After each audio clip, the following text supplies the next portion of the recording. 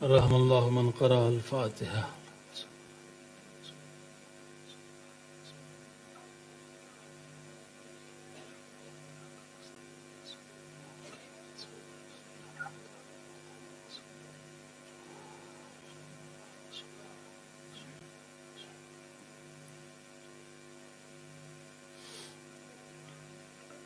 لا حول ولا قوة إلا بالله العلي العظيم.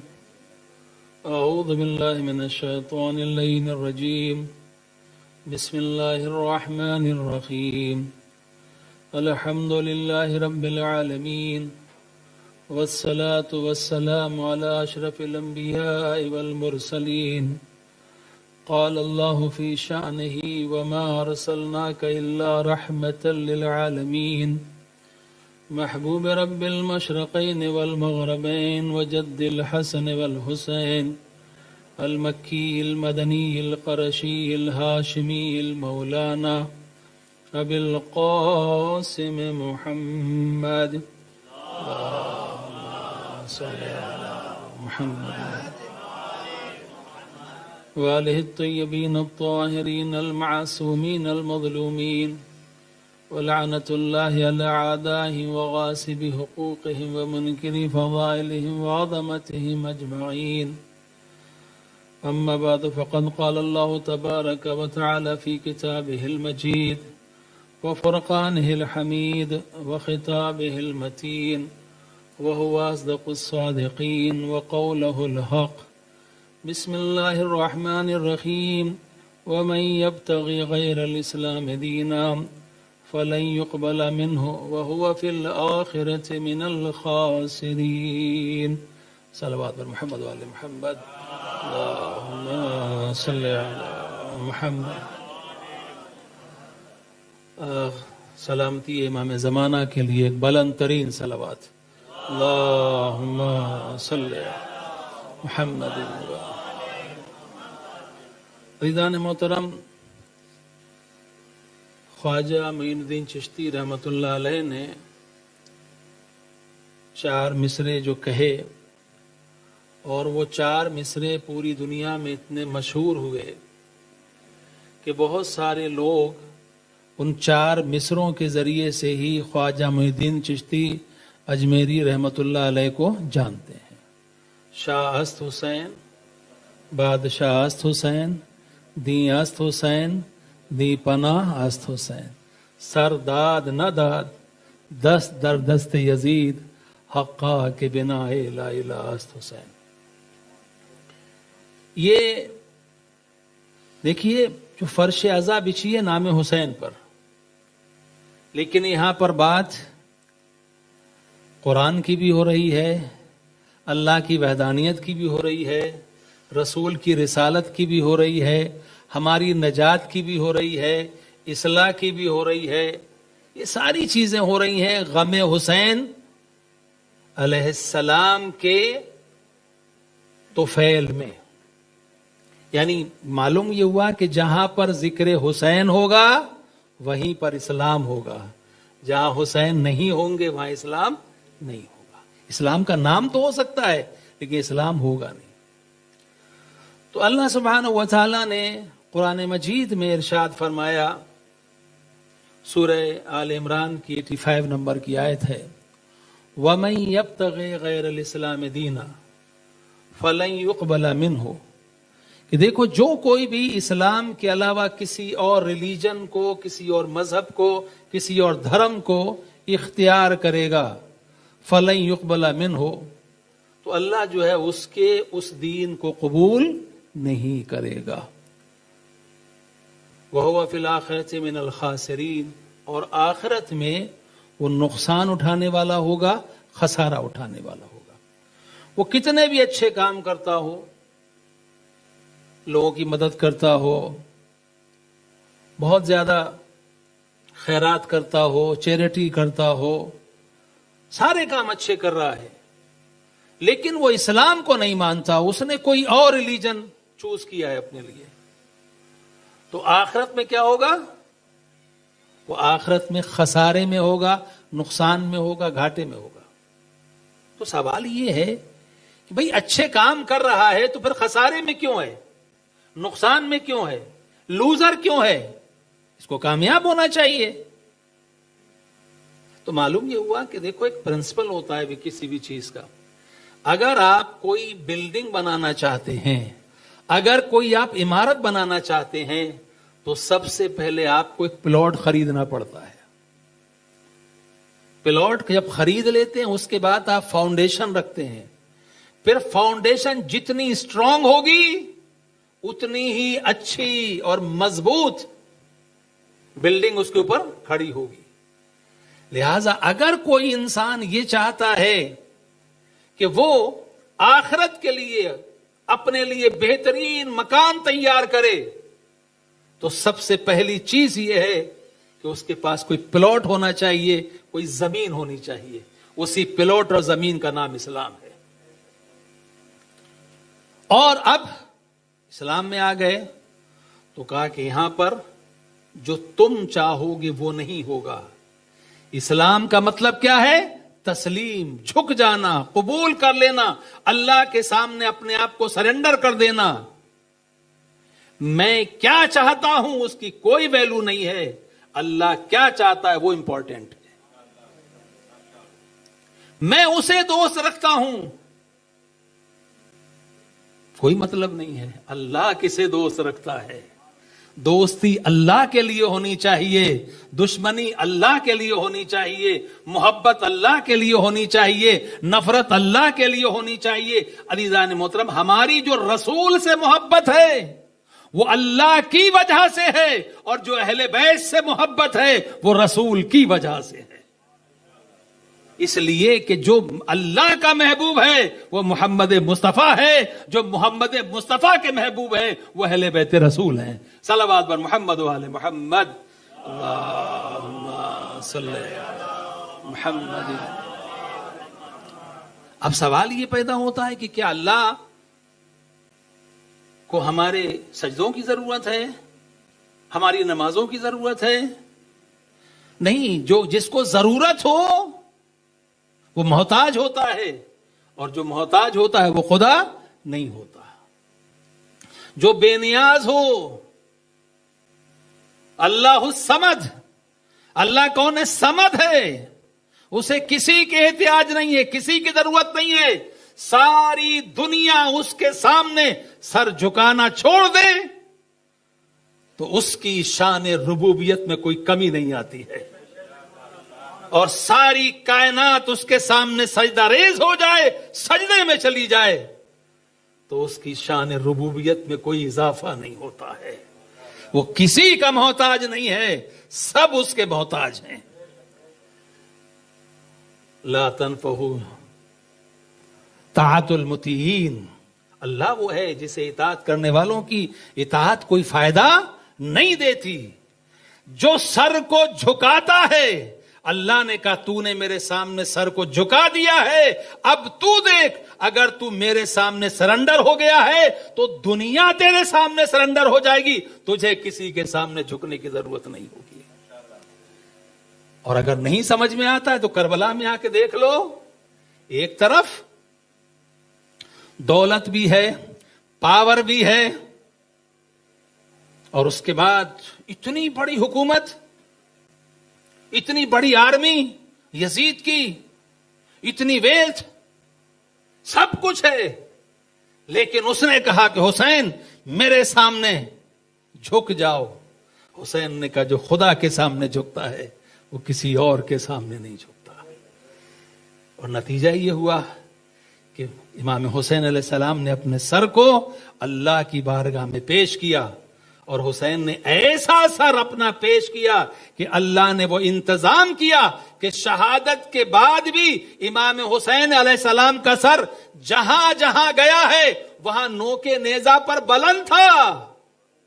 توجہ کیجئے, میں کیا عرض کر رہا ہوں, سر ہمارے کیے, سر کاٹنے والوں نے بلند, برسرے نیزہ بھی سردار ہم ہی لوگ رہے.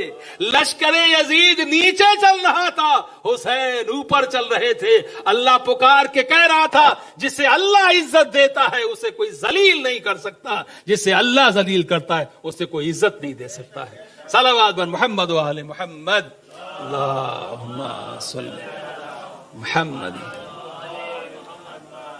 تو عزیزان محترم، نہ اللہ کسی کا محتاج، نہ رسول اللہ، اللہ کے علاوہ رسول اللہ کسی کے محتاج نہیں۔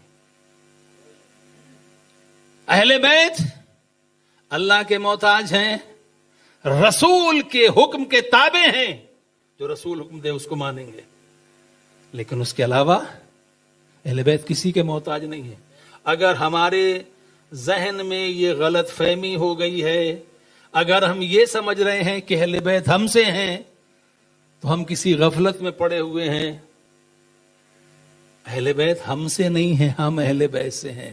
اہل بیت کی شان یہ ہے کہ سارا زمانہ اہل بیت کو ماننے لگے تو اہل بیت کی شان میں اضافہ نہیں ہوتا ہے، اور سارا زمانہ اگر اہل بیت کو چھوڑ دے تو اہل بیت کا جاتا کچھ نہیں ہے۔ اہل بیت جسے چھوڑ دے اس کے پاس بچتا کچھ نہیں ہے۔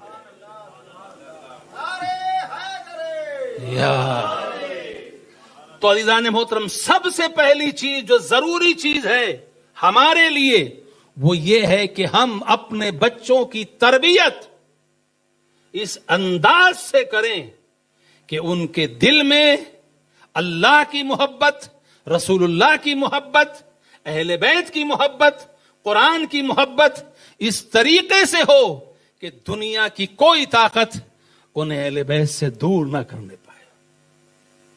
اور اس کے لیے سب سے ضروری چیز کیا ہے؟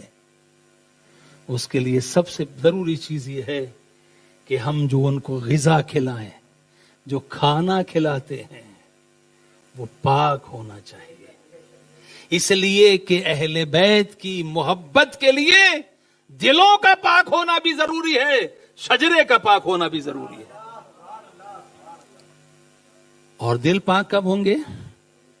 کہ جب ہماری غذا، ہماری روزی، ہمارا رزق پاک ہوگا، حلال ہوگا۔ عزیزان محترم، دنیا ٹھیک ہے، ہم دنیا کے میں آئے ہیں، ہماری ضرورتیں، ہماری نیڈس ہیں، بیسک نیڈس ہیں۔ ہمیں پہننے کے لیے کپڑا بھی چاہیے ہے، ہمیں کھانے کے لیے غذا بھی چاہیے ہے، ہمارے بچوں کی ایڈوکیشن کے لیے اسکول بھی اچھے چاہیے، ان کی فیس بھی چاہیے ہے، ہمیں اپنی ضرورت ہے، گاڑی بھی چاہیے، مکان چاہیے، سب کچھ چاہیے ہے، لیکن ہم اتنا ہی حاصل کریں جائز طریقے سے جتنا ہمیں حلال طریقے سے مل رہا ہو۔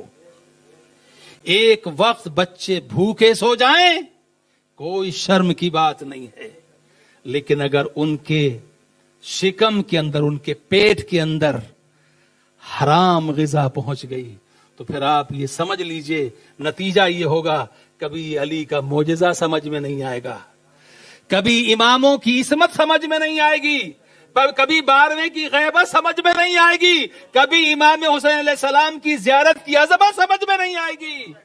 یہ انسان نہیں بول رہا ہے، یہ نجس غذا بول رہی ہے جو اہل بیت سے انسان کو دور کر رہی ہے۔ تو عزیزان محترم، ضروری چیز یہ ہے کہ ہماری غذا پاک ہونی چاہیے۔ ابو الاسود دوئلی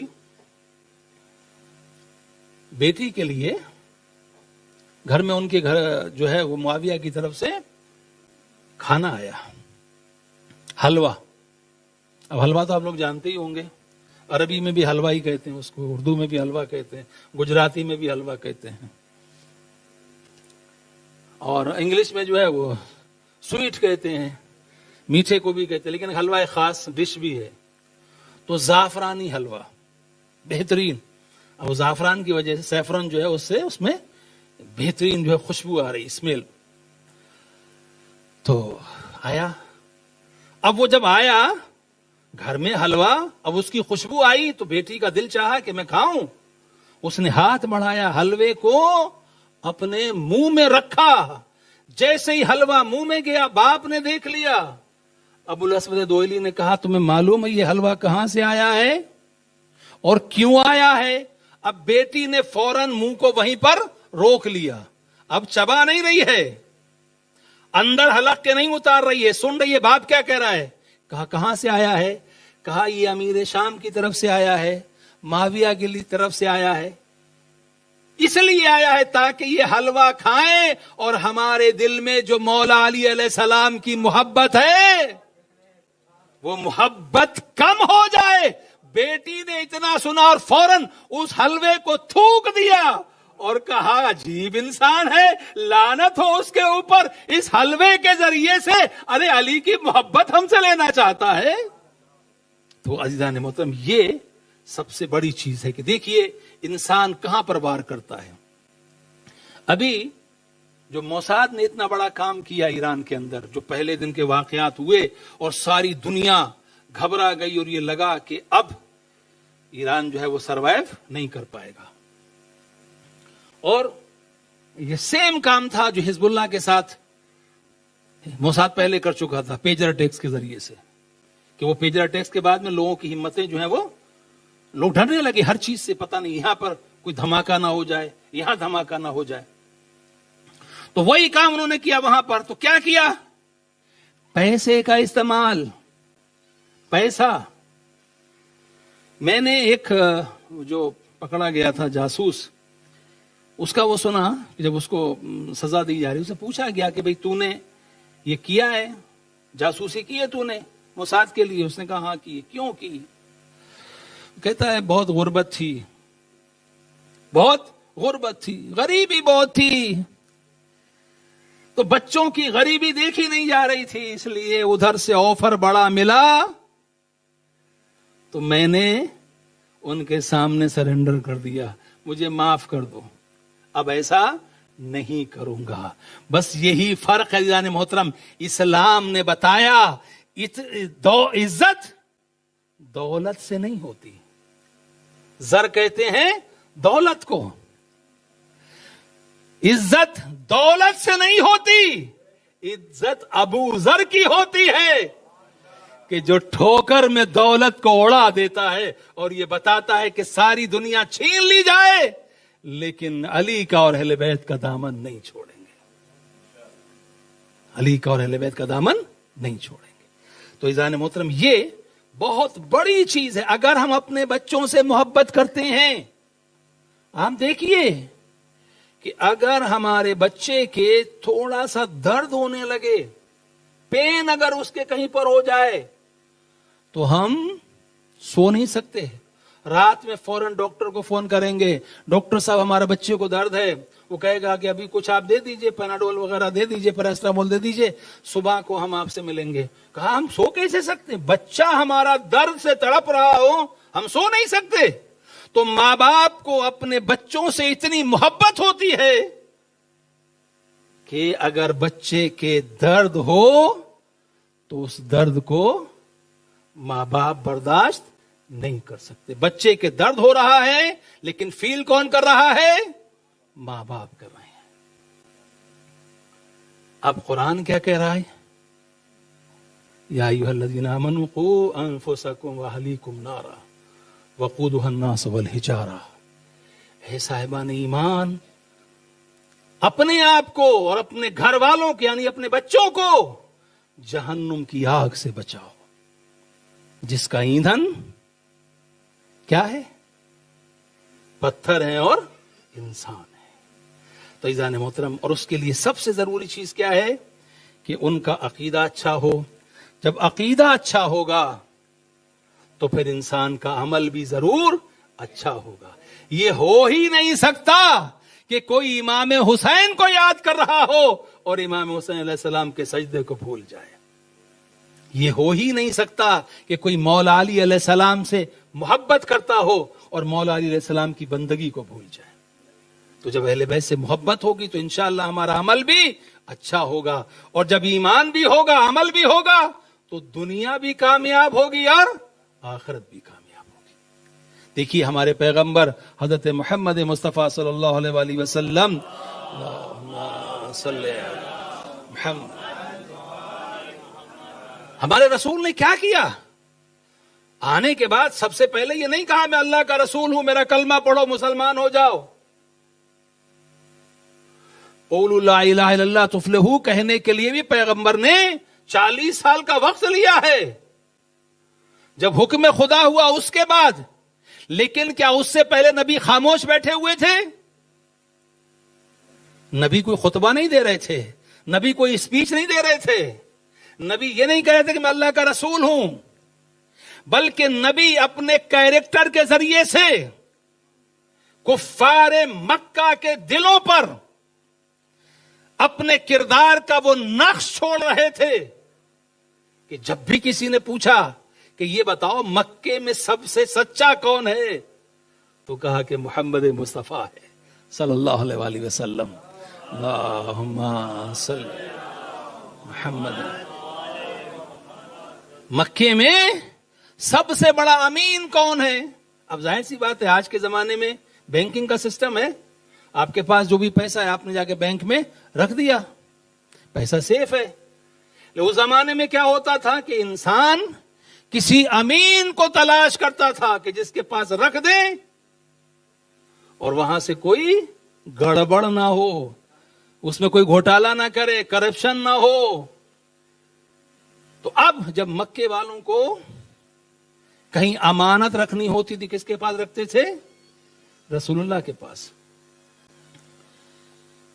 اور کمال کی بات یہ, بہت غور کیجئے گا جو میں جملہ آپ کے سامنے عرض کرنے جا رہا ہوں, کمال کی بات یہ ہے کہ شب ہجرت جب کفار آئے ہیں رسول اللہ کو قتل کرنے کے لیے, 40 افراد ننگی تلواریں لے کر ساری رات اس انتظار میں ہے کہ صبح ہو جائے اور ہم نبی کو قتل کر دیں. اس وقت بھی رسول اللہ کے پاس کفار کی امانتیں رکھی ہوئی تھیں. آپ مجھے بتائیے, اگر کسی کو معلوم ہو جائے کہ یہ بینک جو ہے اس کا ڈر ہے, یہ ابھی بھاگنے والا, کچھ فراڈ اس میں ہونے والا ہے, بینک دیوالیہ ہو جائے گا, یا کسی آدمی کے, آپ کسی کے پاس پیسہ رکھیے جب تک آپ کو معلوم ہوگا کہ ہاں بہت اس کے حالات بہت اچھے ہیں, تو اگر وہ کہے گا بھائی پیسہ آپ نہ لے لو, کہیں گے نہیں کوئی بات نہیں, آپ کے پاس ہمارے پاس ایک ہی بات ہے. لیکن اگر آپ کو معلوم ہو جائے کہ اس کے حالات اچھے نہیں ہے, کچھ گڑبڑ ہے, آپ کو ضرورت نہیں, اسے کئی طرح پیسے دے دیجئے, ہمیں چاہیے ہیں. کیوں؟ کیسے لیے کہ اس کا بھروسہ نہیں ہے کہ کب یہ ہمارے پیسے اڑا جائے. تو جب انسان کو اس بات کا ڈر ہوتا ہے کہ میرا پیسہ ڈوب سکتا ہے, تو پہلے مطالبہ یہ کرتا ہے کہ لاؤ میرے پیسے واپس دے دو. لیکن وہاں قتل کرنے کے لیے آمادہ ہیں, اس کے باوجود کسی نے آ کے نبی سے مطالبہ نہیں کیا میرے پیسے دے دو. اس کا مطلب یہ کہ کفار مکہ جانتے تھے کہ اگر نبی قتل بھی ہو گئے تو اس کے باوجود بھی کسی اور کو امین بنا کے جائیں گے تاکہ ہماری رقم ہم کو واپس مل جائے. اور نبی نے بھی وہی کام کیا کہ بستر پر سلانے سے پہلے مولا علی کو وہ ساری امانتیں سپرد کر دیں, یا علی میرے پاس آنا, لیکن پہلے یہ کفار کی جو امانتیں ہیں ان کو واپس کر کے آنا, ان کو واپس کر کے آنا. یعنی اس کا مطلب نبی بتا رہے, اچھا ایک بات بتائیے, یہ جن کا پیسہ یہ کون ہے؟ رسول کے دشمن, اسلام کے دشمن, اللہ کے دشمن. اللہ کو نہیں مانتے, رسول کو نہیں مانتے, اسلام کو نہیں مانتے, دشمن ہے نا. اور اتنے بڑے دشمن ہیں کہ قتل کرنا چاہتے ہیں, لیکن اس کے بعد بھی رسول نے بتا دیا اگر کوئی مجھے قتل کرنے بھی آ رہا ہو تب بھی میں اس کی امانت میں خیانت نہیں کر سکتا. تو مسلمان وہ صحیح معنی میں ہو ہی نہیں سکتا جس کی نظر دوسرے کے مال کے اوپر ہو, جو یہ سوچ رہا ہو کہ اس کا مال میرے ہاتھ آ جائے. اب یہاں پر مجھے ایک جملہ کہنے دیجئے کہ کفار جسے اپنی نظر میں سب سے بڑا امین سمجھتے ہیں وہ محمد مصطفیٰ ہے. محمد مصطفیٰ جسے اپنی نظر میں سب سے بڑا امیر سمجھتے ہیں وہ علی مرتضیٰ علیہ السلام کی ذات ہے. اب میں یہاں پر ایک بات جو عرض کرنا چاہتا ہوں وہ یہ ہے کہ آغا دستغیر غیب شیرازی نے اپنی کتاب معاد میں یہ روایت لکھی ہے, بہت سارے علماء نے دوسروں نے نقل کیا اس روایت کو, کہ ہندوستان کا ایک شہزادہ تھا, پرنس, وہ نجف اشرف زیارت کے لیے آیا. تو بہت سارا اس کے پاس مال تھا, دولت تھی, زر و جواہرات تھے اس کے پاس, पर्ल्स, डायमंड्स, गोल्ड, सारी चीजें थी। अब वो नजफ में रह रहा था। उसके बाद उसने इरादा किया कि हम कहीं सफर पे जाने वाले हैं। वहां पर एक अत्तार था। अत्तार जो था उसका काम यह था कि जोहर की नमाज के बाद वो लेक्चर देता था, मुआइजा करता था, स्पीच। और इतनी बेहतरीन उसकी स्पीच होती थी कि लोग इंतजार करते थे। तकरीर करता था, लोग बहुत गौर से सुनते थे। अब ये जो हिंदुस्तानी था वो भी सुनता था। उसने कई दिन सुना और उसके बाद सोचा कि सफर में इतनी रकम लेके जाना ठीक नहीं है, लिहाजा बेहतर ये है कि ये पैसा जो है हम इससे बड़ी आदमी और कौन मिलेगा। इतनी अच्छी अच्छी बातें करता है, दीन की बातें करता है, इस्लाम की बातें करता है, जहन्नुम से डराता है, कुरान की बातें करता है, बहुत अच्छा आदमी है, इसी को दे दें।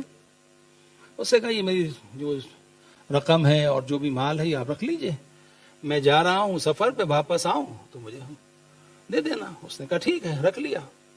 इस सफर पे गया, वापस आया, अत्तार के पास पहुंचा, दुकान पे, कहता है कि वो मेरा जो माल है, मेरी अमानत मुझे वापस करो। उसने कहा कौन सी अमानत, कब दी, कहां दी, किसके सामने दी, कौन गवाह है?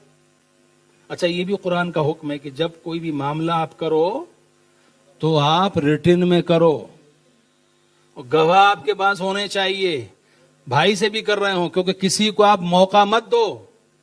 मसला ये नहीं है कि वो पैसा आपका वापस नहीं करेगा, उसकी आखिरत खराब होगी। लिहाजा आप ख्याल करें कि कोई मामला करें तो रिटन में करें, मजबूत तरीके से, विटनेसेस भी उसके होने चाहिए। कहा किसके सामने दिया, कब दिया? कुछ नहीं है। अब ये बेचारा परेशान, परदेश में है, सब चला गया, किसके पास जाए? अज़ीज़ान मोहतरम, किसके पास जाए? जब कोई ना हो, दुनिया में कोई मददगार ना हो, तो एक दरवाजा उसके बाद भी खुला होता है? वो दरे अली इब्न अबी तालिब अलैहिस्सलाम है, दरे अहले बैत है। तो नजफ में था, गया मौला की बारगाह में, और जाने के बाद जरिए मुबारक को पकड़ के फरियाद की, मौला मैं आपका जायर हूं, मैं आपका नेबर हूं, आपका पड़ोसी हूं, आपके पड़ोस में रह रहा हूं, मेरे साथ इतना बड़ा फ्रॉड हो गया। वो मुझसे गवाह मांग रहा है, मेरे पास कोई गवाह नहीं है। मौला मैं क्या करूंगा, मैं तो बर्बाद हो जाऊंगा। यहां मेरा कोई वतन भी नहीं है, कोई मदद करने वाला भी नहीं है, आप कुछ कीजिए। दुआ की, गया, जाके सो गया। रात में ख्वाब में देखा कि मौला तशरीफ लाए, फरमा रहे हैं कि जब सुबह के वक्त नजफ का जो दरवाजा है, उस जमाने में क्या होता था कि जो सिटीज होती थी या टाउन्स होते थे, उनकी बाउंड्रीज होती थी, दरवाजे रात में बंद करी, जो मेन गेट होते बंद हो जाते थे। कहा जब दरवाजा खुले तो तुम जाना, और वहां पर जो पहला शख्स तुमसे मिले उससे ये कहना कि जो मुझे मौला अली अलैहिस्सलाम ने भेजा है और मेरी अमानत वापस कर दो। उसने कहा ठीक है। सुबह हुई, गया, दरवाजा खुला, पहुंचा, देखा कि एक आबिद, बूढ़ा आदमी, ज़ईफ, वो जो है अपने सर के ऊपर लकड़ियां लेके आ रहा है। और अब देखा कि बेचारा ये तो कमजोर बुजुर्ग आदमी है, गरीब है, ये खुद लकड़ियों का ढेर लेके आ रहा है, गट्ठर लेके आ रहा है, तो ये मेरी क्या मदद करेगा? तो वापस चला गया। दूसरी रात हुई, फिर गया, हरम में गया मौला के पास, फिर फरियाद भाई की, मौला मदद कीजिए। फिर सुबह हुई, पहुंचा, वही बूढ़ा आदमी, फिर इसकी हिम्मत नहीं पड़ी, इससे हम क्या कहें।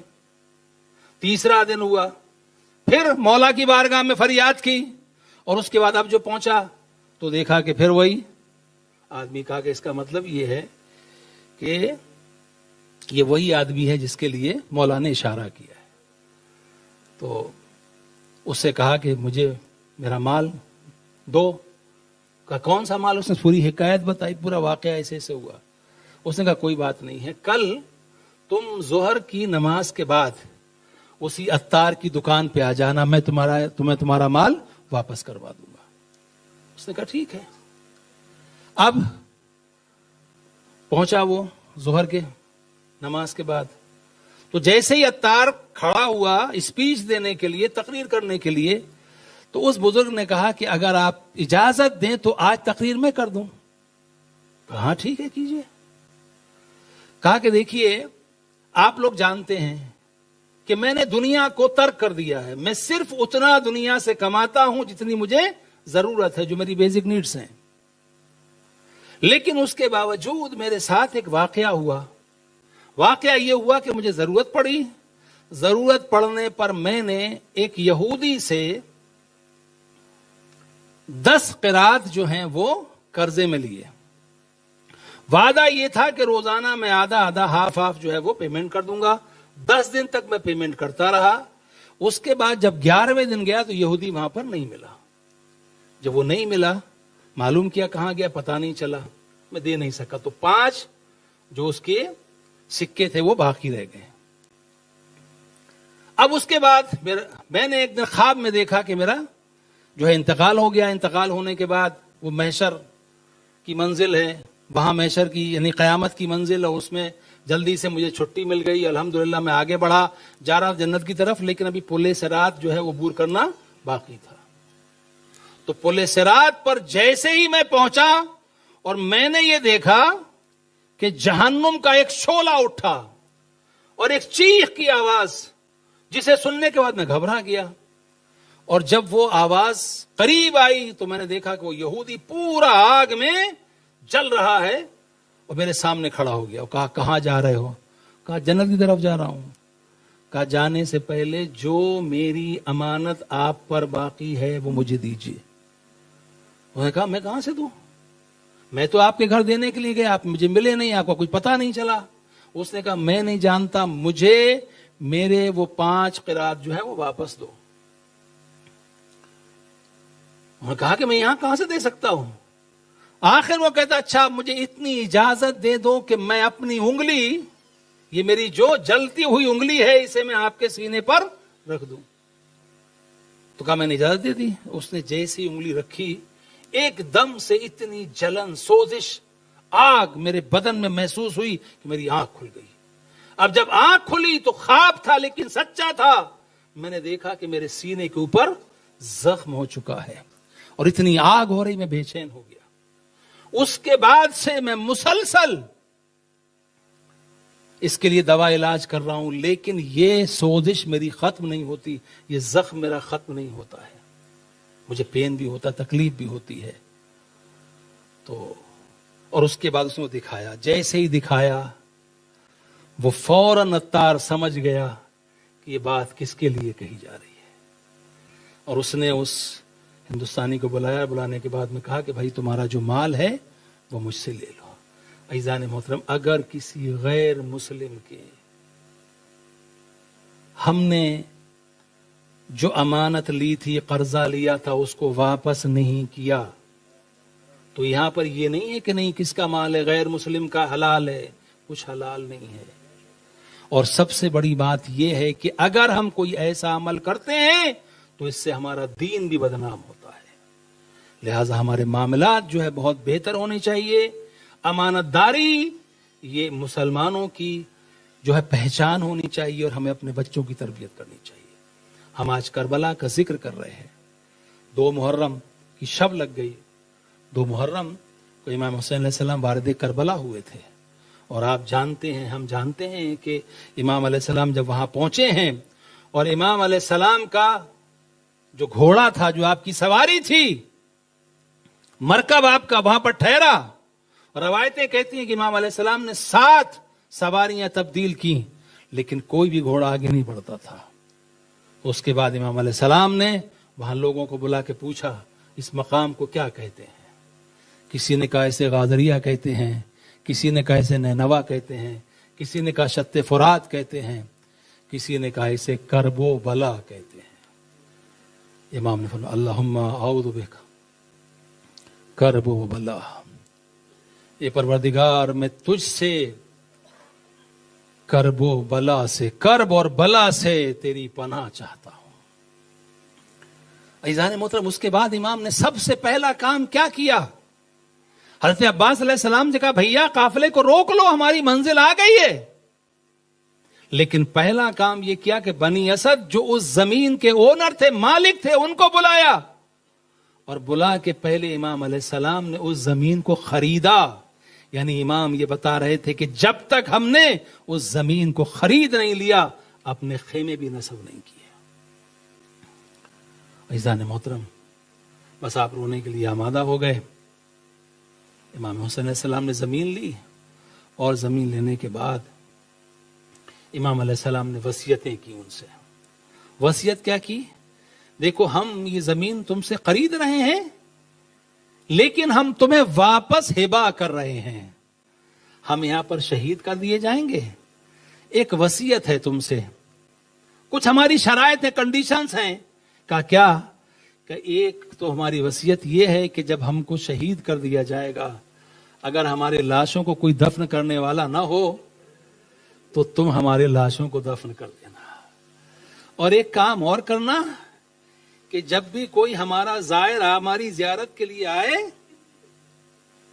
تو اسے 3 دن تک اپنا مہمان رکھنا، اس کے کھانے کا انتظام کرنا۔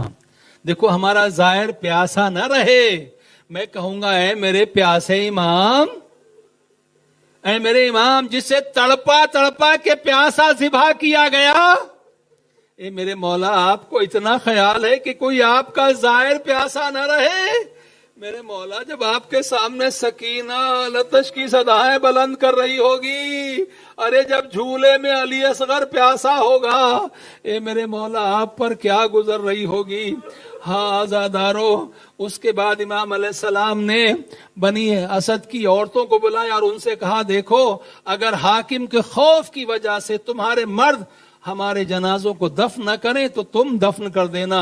اس کے بعد بچوں کو بلایا، بچوں سے کہا اگر تمہارے والدین اس کام کو نہ کریں تو تم آنا اپنے چھوٹے چھوٹے ہاتھوں سے ہمارے لاشوں کے اوپر خاک ڈال دینا، ہمیں دفن کر دینا۔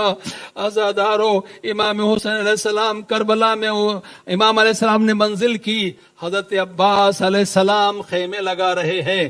عزادارو، روایت کہتی ہے کہ امام علیہ السلام نے جب زمین کربلا پر قدم رکھا تو پہلے وہاں کی مٹی کو اٹھایا، اور مٹی کو اٹھانے کے بعد اس خاک کو امام نے سونگھا، اور جب سونگھا تو اس میں اپنے خون کی بو محسوس کی۔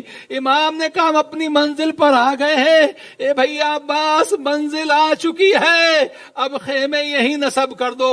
آزادارو، شہزادی جناب زینب سلام اللہ علیہا جب سواری سے اتری، خیمے کے اندر قدم رکھا، جیسے ہی قدم رکھا، جب شہزادی نے زمین کربلا پہ قدم رکھا، غبار اٹھی، اٹھنے کے بعد شہزادی کے سر پر آئی۔ اس کے بعد جب شہزادی خیمے کے اندر گئی، جیسے ہی خیمے میں پہنچی تو کس ایسا لگا جیسے خیمے کے پیچھے کوئی بی بی رو رہی ہو۔ ارے اس آواز کو سنا جناب زینب بے چین ہو گئی، اور آپ نے وہاں کی خاک کو اٹھا کے سونگا۔ اب جب خاک کو سونگا اس میں امام حسین علیہ السلام کی خوشبو تھی، حسین کے خون کی خوشبو۔ ارے زینب مضطرب ہو گئی، امام حسین کو بلایا، بھیا یہ کس جگہ پر ٹھہر گئے؟ جیسے ہی میں نے زمین کربلا پہ قدم رکھا، خاک اٹھ کے میرے سر پر آ گئی۔ جب خیمے کے اندر گئی، ارے کسی بی بی کے رونے کی آواز محسوس کی۔ اے بھیا جب میں نے خاک کو سونگھا تو آپ کے خون کی بو آ رہی ہے، یہ بھیا کون سی زمین ہے؟ میں اتنا سننا تھا۔ امام نے فرمایا اے بہن زینب، تم نے آواز کو سنا لیکن آواز کو پہچانا نہیں۔ ارے رونے والی کوئی اور نہیں، ہماری اماں فاطمہ زہرا ہے۔ اے زینب، جب ہم نے مدینے کو چھوڑا، اماں نے بھی مدینہ چھوڑ دیا ہے۔ اے زینب، ہم اس زمین پر آ گئے جہاں ہمیں شہید کیا جائے گا۔ اے زینب، ہماری منزل